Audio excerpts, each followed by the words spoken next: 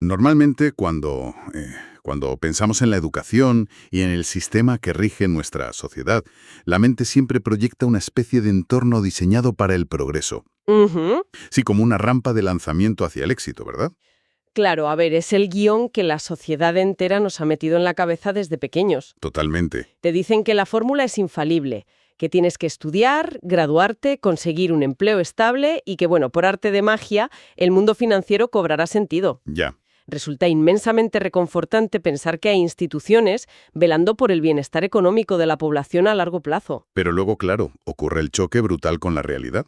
Sí, la bofetada. Exacto. Al cruzar las puertas del sistema educativo y entrar en el mundo real, resulta que esa rampa de lanzamiento arroja a la gente directamente a un abismo de confusión financiera tremenda. Es que es un contraste brutal. Antes de continuar, no olvides suscribirte al canal y activar la campanita para no perderte ningún libro como este. Las ecuaciones que memorizamos durante años no sirven de absolutamente nada para comprender, por ejemplo, por qué el poder adquisitivo se evapora mes a mes. Nada, cero. Y es entonces cuando uno se da cuenta de que estamos navegando por unas aguas financieras y sociales súper turbias, cuyas corrientes pues no se enseñan en ningún programa de estudios oficial. Por eso hoy vamos a desgranar una combinación de fuentes que, sinceramente, desafían por completo todo lo que damos por sentado en esta inmersión a fondo. Ujú. Y menudas fuentes. Ostras, sí. Tenemos sobre la mesa un libro sumamente provocador titulado Cómo jugar Monopolio en el mundo real de Santiago R.T., también una entrevista profunda en vídeo con el investigador económico Santiago Tobón acerca de la estructura del crimen organizado en Medellín. ¡Wow! Y para rematar, los datos macroeconómicos más recientes y, la verdad, bastante crudos del Banco de la República de Colombia. Vale, pero tenemos que hacer una pausa obligatoria aquí. Sí, dispara. Es vital establecer un marco antes de meternos en materia, porque las fuentes que manejamos hoy plantean unas tesis que rozan la provocación absoluta, la verdad. Sí, no se andan con rodeos. Para nada. Hablamos de críticas feroces al sistema educativo, cuestionamientos muy radicales a la función de los bancos centrales y un análisis del narcotráfico bajo una óptica estrictamente corporativa. Ajá. Entonces, nuestro papel hoy, y quiero que quede clarísimo para quien nos escucha, no es respaldar a estos autores, Claro. ni darles la razón en sus posturas políticas u económicas, sean de un lado o del otro. Nuestro objetivo es destripar su lógica analíticamente, de forma súper imparcial, para ver exactamente qué podemos aprender de ella. Exactamente. La misión en esta inversión es descifrar lo que podríamos llamar las reglas invisibles de la economía. Eso es. Queremos explorar cómo las fuerzas del mercado, los incentivos financieros y la búsqueda de ese monopolio dictan las reglas del juego. Y lo fascinante, lo que me ha volado la cabeza, Ya sé por dónde más. es que lo hacen exactamente igual, tanto en los rascacielos del sistema financiero formal como en el oscuro mundo de la economía ilegal. Es que, fíjate, al final del día, las leyes de la economía no distinguen entre la legalidad y la ilegalidad. ¿Ya? Los actores responden a los mismos estímulos subyacentes. La gravedad económica funciona igual para un banquero en Wall Street que para el jefe de una banda en las calles. Pues detengámonos en el principio de todo esto, en el diseño mismo del tablero de juego. Vale. El libro que analizamos hoy lanza una premisa demoledora desde la primera página. Sostiene que el sistema educativo, no es que esté roto. No, está roto en absoluto. Sostiene que funciona a la perfección según el diseño que se le dio por allá en 1903. Hablamos de figuras como John D. Rockefeller y la Junta General de Educación. ¿Y cuál dice el autor que era el propósito? Crear empleados dóciles. Crear una fuente inagotable de empleados dóciles. Es fuerte. Es una perspectiva que te cambia el paradigma por completo. El texto te explica el porqué de este diseño. Claro, la transición a la era industrial requería ejércitos de trabajadores. Ujú. Gente que supiera seguir instrucciones en las cadenas de montaje, sin rechistar, no pensadores independientes que comprendieran cómo fluye el capital. Ostras. De hecho, la fuente cita a figuras educativas de la época, admitiendo abiertamente que las escuelas debían enseñar a obedecer órdenes. Al privar sistemáticamente a la población de cualquier tipo de educación financiera, pues te garantiza su dependencia vitalicia de una nómina. ¡Qué barbaridad! Y luego el libro marca una fecha que, digamos, parece ser la zona cero de todo este lío macroeconómico, el año 1971. Ajá. ¿El fin del patrón oro? Exacto, el momento en que el dólar se desvinculó del oro y el dinero pasó a ser dinero fiat, dinero por decreto, papel que está respaldado únicamente por la fe. Pero, a ver, espera. A mí me cuesta muchísimo entender esto. Antes de continuar, no olvides suscribirte al canal y activar la campanita para no perderte ningún libro como este. ¿Me estás diciendo que de la noche a la mañana el dinero dejó de estar respaldado por algo físico y tangible y nadie salió a la calle a quemar cosas? Bueno, es que... O sea, ¿cómo se sostuvo semejante ilusión sin que el sistema colapsara ese mismo día? Claro, es que esa es la clave de las grandes transiciones macroeconómicas, ¿eh? Rara vez te las presentan como cambios definitivos o rupturas totales. En el 71, bajo la administración de Nixon, la desvinculación se vendió al público como una medida puramente temporal. Ah, la típica de solo por un tiempo. Exacto. Dijeron que era para proteger el dólar contra especuladores internacionales. Fue el clásico síndrome de la rana hervida. Al mantener la ilusión de que era temporal, el ciudadano medio, que además ya estaba condicionado a no entender de economía gracias al sistema educativo, pues siguió usando los billetes igual. Ya, claro. No hubo un pánico inmediato porque los precios en el supermercado no se multiplicaron por 10 al día siguiente. Pero claro, las consecuencias a largo plazo son otra historia muy distinta. Totalmente. Porque si unes este dinero fiat, sin respaldo, al mecanismo de la reserva fraccional, o sea, entramos en un terreno de ciencia ficción. Sí, es magia contable pura. Según la fuente, si alguien deposita, no sé, 100 euros o $100 en el banco no los mete en una caja fuerte con tu nombre. Puede prestar 1000 que prácticamente se inventa de la nada. Y es crucial, súper crucial entender cómo funciona esa maquinaria en la práctica. Porque no es magia, es contabilidad pura y dura. A ver, explícame eso. El sistema de reserva fraccional permite a los bancos mantener solo una pequeñísima fracción de los depósitos ahí en reserva. Vale, cuando un banco presta ese dinero creado contablemente, el que lo recibe se lo gasta. Y quien cobra ese dinero lo vuelve a depositar en otro banco distinto. Y vuelta a empezar. Eso es. Ese nuevo banco vuelve a prestar una fracción de ese nuevo depósito. Así se genera un efecto multiplicador bestial. La masa monetaria en circulación crece exponencialmente, mientras que el valor real de cada billete que tienes en el bolsillo se diluye. Vale, vamos a desgranar esto un poco porque es de locos. A ver. Es como si estuviéramos jugando al Monopolio, ¿vale? Ujú. Y de repente uno de los jugadores tiene una impresora de billetes infinita debajo de la mesa. Tal cual. O mejor aún, la analogía de los aviones. Es como si una aerolínea vendiera 1000 billetes para un vuelo que solo tiene 100 asientos. Esa analogía es buenísima, sí. Claro. Juegan con la estadística. Apuestan a que nunca se van a presentar todos los pasajeros a la vez en la puerta de embarque. Mientras la inmensa mayoría de la gente no exija su asiento, es decir, no vaya al cajero a sacar todo su efectivo de golpe, el sistema parece solvente. Sí, la ilusión se mantiene. Pero al imprimir tantos billetes para tan pocos asientos reales, el valor de cada billete cae en picado, ¿no? Totalmente. Esa analogía ilustra perfectamente la fragilidad que hay debajo de todo esto. Y el resultado directo de imprimir tanto pasaje fantasma es la inflación, Claro. que actúa, y el libro hace mucho hincapié en esto, como un impuesto invisible. Invisible porque nadie lo vota en un parlamento. Exactamente. No requiere que se apruebe ninguna ley, simplemente va mermando tu capacidad de compra mes a mes de forma constante. Y aquí es donde los datos recientes del Banco de la República de Colombia cobran, una relevancia monumental para nuestro análisis. Sí, los números asustan. Vemos que las autoridades están en alerta roja por una inflación que se ha disparado en el primer bimestre y para intentar frenar esta dilución del valor han tenido que subir su tasa de interés nada menos que al 11,25%. Madre mía, 11,25. O sea, están encareciendo el crédito a lo bestia para que la gente deje de endeudarse y gaste menos. Es un intento desesperado de drenar esa liquidez sobrante, sí. Entonces la pregunta del millón es, si ahorrar en este ecosistema te convierte automáticamente en el perdedor porque tu dinero cada vez vale menos. Ujú. ¿Cómo operan realmente las grandes fortunas? Porque el libro aquí da un salto de la macroeconomía directamente a la táctica personal. Sí, baja el barro. Y recuerda la regla dorada del juego de mesa Monopoly, esa de intercambiar 4 casas verdes por un hotel rojo.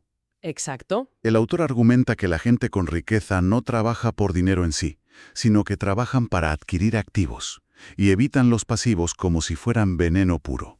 Es que la distinción fundamental aquí, y esto es clave, radica en el flujo de efectivo. A ver, Un activo real, en términos puramente financieros y pragmáticos, es aquello que deposita dinero en tu cuenta bancaria de manera constante, te dediques a ello o no. vale. Un pasivo, por el contrario, es algo que extrae recursos de tu cuenta. Antes de continuar, no olvides suscribirte al canal y activar la campanita para no perderte ningún libro como este. El problema es que el sistema educativo tradicional nos enseña a medir la riqueza por el tamaño de la nómina a fin de mes. Ya, el típico ¿cuánto ganas? Claro, pero el juego real de la economía se gana en la hoja de balance, acumulando activos que produzcan. Y aquí es donde el autor, madre mía, ataca sin ninguna piedad el dogma más sagrado de la clase media española y de medio mundo. La vivienda propia. La vivienda propia, sí. El libro argumenta que la casa donde resides no es un activo tuyo. Para nada. Es un activo del banco. Y escandaliza oírlo, pero tiene lógica. Claro, si lo analizas fríamente, el dueño paga la hipoteca cada mes, paga los impuestos de bienes inmuebles, el mantenimiento por si se rompe una tubería, los seguros, el dinero fluye hacia afuera sin parar. Constante. Por lo tanto, es un pasivo de manual para el que vive ahí. Pero fíjate, es un activo brillante, seguro y predecible para el banco que te cobra los intereses religiosamente. Impecable. Es impecable desde la perspectiva del flujo de capital. Para la entidad bancaria, esa hipoteca representa un goteo de ingresos garantizado cada mes. Ya. Y esto, claro, genera una disonancia cognitiva profundísima en la sociedad. Nos programan desde pequeños para sentir un terror paralizante ante la sola idea de pedir deuda para emprender, abrir un negocio o hacer una inversión que produzca. Ostras, es verdad.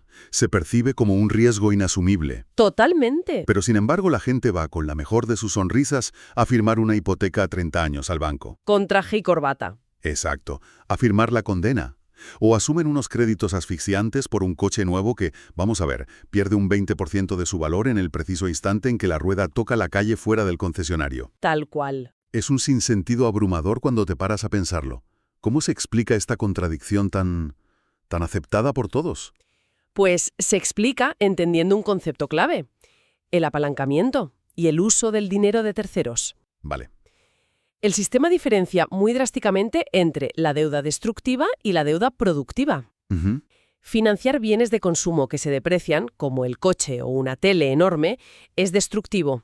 Pero cuando un inversor adquiere un inmueble para alquilar usando capital prestado por el banco, O sea, dinero que no es suyo. dinero del banco, exacto, es el inquilino mensual quien amortiza esa deuda y de paso le deja un excedente, una ganancia al inversor. Ya. Y lo más revelador de todo esto, y que mucha gente ignora, es que los gobiernos incentivan activamente este comportamiento mediante exenciones fiscales enormes. ¿En serio? Claro, quien asume deuda para construir viviendas o abrir empresas está impulsando el engranaje de la macroeconomía, y las leyes tributarias en casi todos los países recompensan brutalmente ese comportamiento frente al ciudadano de a pie que solo paga impuestos por su salario lineal. Buf, fíjate, ¿eh?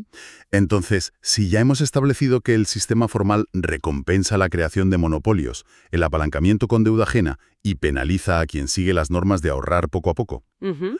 ¿no resulta bastante lógico pensar que los actores más, digamos, despiadados o astutos de la economía operan en las sombras, al margen de la ley? Ah, la transición al mercado informal. Se pone realmente interesante la inmersión, porque las estructuras criminales no es que rompan las reglas de la economía, es que las aplican con una pureza corporativa que da miedo. Y esto nos conecta directamente con esa entrevista y la investigación de Santiago Tobón sobre Medellín. Es un giro analítico fascinante, porque lo que hace la investigación es trasladar todas estas teorías frías de finanzas corporativas a uno de los entornos urbanos más complejos y duros del planeta. Sí, Viajamos a las calles para observar la microeconomía y la teoría de juegos, pero en su estado más puro, sin organismos reguladores de por medio. y para entender esto bien, hay que situarse un momento en el Medellín de los años 90 y principios de los 2000. La época más oscura. La época de Escobar. Sí, y luego las sangrientas disputas entre paramilitares y mafiosos como los Pepes, la Terraza. La violencia era absolutamente endémica. Ujú. Los datos que arroja la investigación son de poner los pelos de punta. La esperanza de vida de un chaval que entraba en un combo, en una pandilla, era minúscula. Sabían que no llegaban a viejos. Estadísticamente sabían que iban a morir entre los 19 y los 22 años. Hablamos de que hubo periodos en la Comuna 13 donde la tasa de homicidios llegó a 700 por cada 100.000 habitantes. Una brutalidad. Claro, cuando tu horizonte vital es pero tan corto, no hay visión a largo plazo. Es el puro caos, supervivencia del día a día y ganar lo que puedas hoy. Claro, y visto desde una lente estrictamente económica, eso era un mercado hiperfragmentado. Ajá. Entonces, la investigación nos señala la aparición de figuras clave. Como alias Don Berna. Exacto. Antes de continuar, no olvides suscribirte al canal y activar la campanita para no perderte ningún libro como este. Figuras que, sorprendentemente, actúan como si fueran consultores corporativos que llegan a reestructurar una multinacional a punto de la quiebra. Es que es flipante. Lo que hacen es formalizar esos combos dispersos y caóticos. De repente instauran reuniones semanales que son obligatorias. Como en una oficina. Igual, asignan salarios fijos a los pandilleros en lugar de depender del pillaje aleatorio, establecen coordinadores de zona. Básicamente transmutan una anarquía violenta en un organigrama vertical. Y el resultado de esa, evolución corporativa criminal es el escenario que tienen hoy. Según Tobón, hoy existen unos 400 combos operando en la base de los barrios. Pero ojo, están estrictamente controlados y subyugados a un oligopolio compuesto por apenas unas 20 grandes bandas. Hablamos de organizaciones gigantes como los Chatas o los Triana. Sí, la consolidación del mercado. Y lo que te deja sin palabras es que operan con estrategias de recursos humanos súper avanzadas. Llegan a rotar a sus líderes y mandos intermedios para asegurarse de que nadie, ninguna persona individual, sea indispensable. Claro, protegen la empresa. Buscan la perpetuidad de la corporación ilegal por encima del individuo. Y toda esta sofisticación desemboca en lo que Tobón, el investigador, califica como el dilema terrible para las políticas públicas. A ver, explícame esto porque es denso. Fíjate. Hoy Medellín muestra tasas de violencia y de homicidios muchísimo menores si lo comparas con aquellas décadas tan oscuras. Sí, los números han bajado un montón. Pero el origen de esa paz es lo perturbador. Ese descenso de la violencia no obedece a un triunfo incontestable del Estado, la policía o la ley. Ya. Ocurre simple y llanamente porque el crimen organizado descubrió una regla fundamental del libre mercado. Que la guerra es cara. Exacto.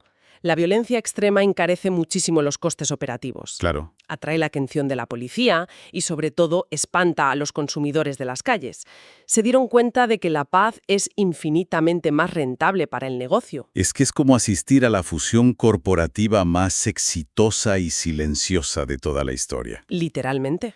Han establecido un auténtico cártel de control de precios en un mercado minorista de estupefacientes que, ojo al dato, se calcula que mueve entre 1,5 y 2 billones de pesos al año. Una cantidad obscena de dinero. Ningún combo pequeño de barrio se puede permitir el lujo de iniciar una guerra de precios o ir a tiros a robar territorio. No les dejan. Porque el monopolio superior dicta las reglas y penaliza cualquier disidencia de forma brutal.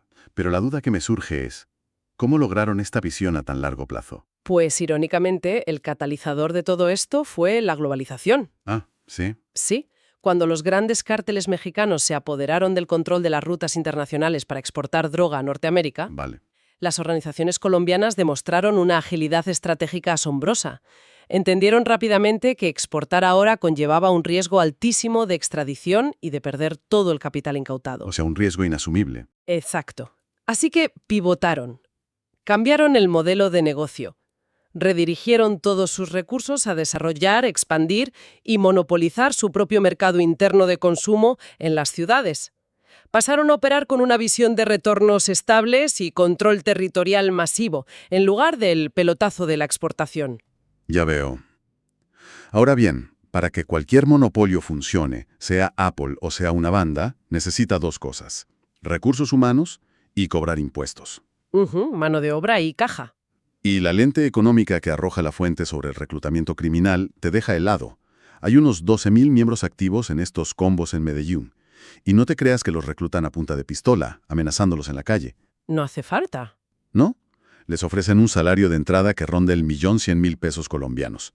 Al hacer esto, cogen a un adolescente sin formación ni estudios y lo ubican de golpe en la mediana de ingresos de toda la ciudad. Claro, el incentivo económico desplaza por completo al riesgo moral o físico. Totalmente. Los datos laborales de este sector oscuro, porque no dejan de ser datos laborales, indican que existe un brutal exceso de oferta. Exceso de oferta para ser criminal. Sí. Hay muchísimos más jóvenes haciendo cola, deseosos de entrar a trabajar en estas estructuras, que vacantes disponibles en el organigrama de las bandas. ¡Qué locura! Pero claro, además de pagar esas 12.000 nóminas, la corporación necesita una base fiscal constante. Los ingresos fijos. Y ahí es donde entra la extorsión generalizada, que en la práctica del barrio funciona exactamente igual que el impuesto de un Estado soberano. Tal cual, un tributo. Antes de continuar, no olvides suscribirte al canal y activar la campanita para no perderte ningún libro como este. La investigación subraya que 2/3 de los barrios en Medellín están, entre comillas, gobernados en su cotidianidad por los combos. 2/3. Es muchísimo. Proveen seguridad en las calles, echan a los ladronzuelos, actúan como jueces superrápidos si hay una disputa entre dos vecinos por una linde e incluso financian la fiesta del barrio o infraestructuras locales. Básicamente, mantienen su plaza comercial segura y contenta. Actúan como un estado paralelo, sin más. Lo hacen para cimentar su monopolio de la violencia y del control económico local. Y esto, fíjate, nos lleva a uno de los hallazgos más cruciales y polémicos del estudio de Tobón. Cuenta. Lo que él llama la trampa del abandono. Vale. Él documenta un experimento muy concreto donde la administración local, el gobierno, intentó recuperar el control de una zona. Y lo hicieron saturando sectores específicos con presencia policial masiva y abriendo oficinas de servicios estatales durante 18 meses. Una intervención a lo grande. Exacto. ¿Y cuál crees que fue el resultado? Sorprendentemente, hubo un aumento temporal de la inseguridad y un fracaso total en reducir el control criminal. Pero, a ver, pongamos el freno ahí, porque cualquier ciudadano normal pensaría, si un barrio está tomado por criminales, metes el doble de policías, abres juzgados y arreglas el problema. Suena lógico, ¿verdad? Es lo que dicen todos los políticos. ¿Por qué fracasó un desembarco estatal tan fuerte? Pues la economía te lo explica. Porque el Estado interrumpió, de golpe, el ecosistema existente, pero no pudo reemplazarlo inmediatamente con algo que fuera igual de eficiente a los ojos del ciudadano. Ah, Imagina que el combo criminal es como un muro de carga en un edificio que está medio en ruinas. vale. Si tú llegas y derribas ese muro de carga de un plumazo, sin tener las vigas de acero nuevas listas y súper operativas, el techo se te desploma encima. Claro, se hunde todo. Cuando el Estado entra con la policía a una zona históricamente abandonada, desarticula esa justicia rápida y brutal del combo. Pero la justicia oficial que traen es lenta, requiere papeleo, es burocrática, y los jueces son ajenos a la realidad de los vecinos. Ya. Durante ese periodo de transición, ese vacío de poder genera muchísima fricción, ajustes de cuentas entre banditas y, sobre todo, una falta temporal de resolución de conflictos vecinales. El Estado tiene lo que se llama rendimientos negativos al principio, porque carece por completo de la legitimidad que el combo lleva décadas cultivando a base de plata y plomo. Ostras, es que tiene muchísimo sentido viéndolo así. Y plantea una disyuntiva política inmensa. Porque si tienes un exceso de oferta laboral brutal de chavales esperando entrar al negocio, Y si la extorsión comercial no se denuncia porque el dueño de la tienda confía más en la eficacia y la rapidez del criminal que en el policía, exacto, no llaman a la policía. prometer, como suelen hacer en campaña, simplemente mandar más patrullas parece el equivalente a intentar vaciar el océano con un cubo de playa. Sí, es inútil. No atacas para nada las raíces reales de la oferta y la demanda. Y por eso mismo Tobón propone en su investigación una alternativa súper interesante, basada puramente en alterar los incentivos del mercado. A ver, Él aboga por un modelo que denomina disuasión focalizada. disuasión focalizada. Exacto. Su premisa es, dado que el mercado de las drogas es inelástico y, seamos realistas, no va a desaparecer por arte de magia, la estrategia debe apuntar a erradicar la renta que es más dolorosa para la sociedad civil, es decir, la extorsión. El impuesto del día a día. Eso es. En lugar de perseguir al último eslabón de la cadena, al chaval que vende en la esquina, las autoridades deben castigar a toda la estructura, interrumpiendo su fuente principal de ingresos. ¿Y cómo se hace eso sin una guerra urbana? Pues si la policía detecta que un combo empieza a extorsionar a los tenderos en un barrio concreto, envían a la fuerza pública a bloquear implacablemente la venta de drogas solo en esa zona específica. Ah, les cortan el negocio grande. Exacto, no hace falta liarse a tiros. Simplemente te pones ahí y paralizas sus ventas. Alteras la cuenta de resultados de la corporación criminal y lo mantienes hasta que para ellos, en su Excel mental, decidir no extorsionar sea mucho más rentable que seguir haciéndolo. Qué astuto, es jugar a su propio juego de costes y beneficios. Totalmente. Y a la par, el estudio enfatiza la urgencia absoluta de realizar intervenciones cognitivo-conductuales dentro de las aulas, en los colegios. Para los chavales. Sí, se trata de implementar programas psicológicos para enseñar a estos adolescentes a expandir su horizonte temporal. Claro, para que no piensen que van a morir a los 20. Exactamente. Ayudarles a que puedan visualizar un futuro a 10 años vista, un proyecto de vida. Solo así puedes alterar su percepción sobre las opciones vitales que tienen. Antes de continuar, no olvides suscribirte al canal y activar la campanita para no perderte ningún libro como este. Antes de que el mercado laboral ilegal que paga ese 1.100.000 pesos los absorba por completo. Ostras. Es que mientras intentan solucionar todo esto en la base de la pirámide, en la cúspide ocurre otra dinámica tremenda. Según la fuente, Medellín se ha consolidado como el Silicon Valley del lavado de activos. Sí, es que el capital criminal funciona igual que el capital corporativo de élite. Siempre buscando innovar. Siempre busca innovación constante. Porque claro, tú no puedes lavar cientos de millones de dólares abriendo 20 peluquerías en barrios pequeños. Da mucho cante. Claro. Por tanto, penetran masivamente en sectores emergentes que mueven muchísimo flujo de efectivo digital. Sectores como la industria del webcamming o el trading de criptomonedas. Ya, dificilísimo de rastrear. Esto inyecta muchísimo capital en la economía formal de la ciudad, pero la distorsiona severamente. Y demuestra que los radares típicos de la regulación financiera tradicional, los bancos de siempre, están muchas veces obsoletos frente a la innovación tecnológica de estos monopolios ilegales. Bueno, llegamos al momento de atar todos los hilos de este enorme tapiz que hemos desplegado hoy. A ver. Hemos navegado desde las decisiones totalmente asépticas que se toman en un rascacielos por parte de un banco central. Decisiones como inyectar masa monetaria de la nada y elevar los tipos de interés a ese 11,25%, licuando silenciosamente el poder adquisitivo del ciudadano que simplemente intenta ahorrar. Así es. Hemos pasado por la mente del inversor astuto, ese que comprende las reglas reales del juego de Monopoly y apalanca deuda ajena para adquirir activos que le produzcan rentas. El que cambia las casas verdes por el hotel rojo. Exacto. Y finalmente hemos bajado al barro, a las calles, donde los altos mandos criminales operan con una frialdad propia de CEOs corporativos. Sí, controlando los precios y suprimiendo a la competencia para mantener los márgenes. Garantizando salarios fijos y un ecosistema estable para los negocios. Fíjate que al observar el panorama completo con todas las fuentes, la conclusión a la que llegas es ineludible. Dime. Todo es economía en su expresión más pura y cruda. Todo el comportamiento humano a gran escala, sea de cuello blanco o de barrio, obedece a estructuras de incentivos, a la inquebrantable ley de la oferta y la demanda y esa búsqueda inexorable de establecer un monopolio que te garantice el flujo de caja. Adquirir esta visión sistémica que nos han dado los textos hoy permite, al final, dejar de actuar como peones pasivos en un tablero que, seamos sinceros, fue meticulosamente diseñado por otras personas. Totalmente. Quien llega a comprender de verdad estas reglas invisibles. Ya sean fiscales o de la calle. Exacto. Ya sean esas complejas maquinaciones que castigan el ahorro y premian la deuda en un banco, o los códigos férreos que dictan el control de un barrio. Quien entiende eso adquiere la rara capacidad de dejar de reaccionar por pura inercia y puede comenzar a tomar decisiones estratégicas e informadas sobre su propio futuro y su propio patrimonio. Es que el conocimiento profundo de cómo se estructuran las reglas del juego es el único escudo real que tiene el individuo frente a los grandes monopolios. Independientemente del lado de la ley en el que operen. Absolutamente. Y bueno, para cerrar esta inversión a fondo, me gustaría dejar una reflexión final flotando en el aire para cualquiera que nos escuche y le quiera dar una vuelta. A ver, suéltala. Si observamos detalladamente que los mercados formales y regulados castigan al trabajador que ahorra y premian estructuralmente la emisión de deuda constante para sobrevivir, Sí. y, de forma simultánea, vemos que los mercados ilegales logran instaurar una eficiente paz corporativa a cambio de un control territorial absoluto y de extorsiones que funcionan como impuestos ineludibles.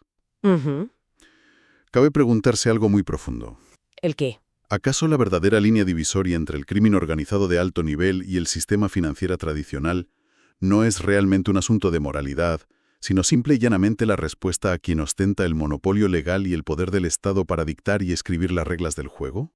Antes de continuar, no olvides suscribirte al canal y activar la campanita para no perderte ningún libro como este.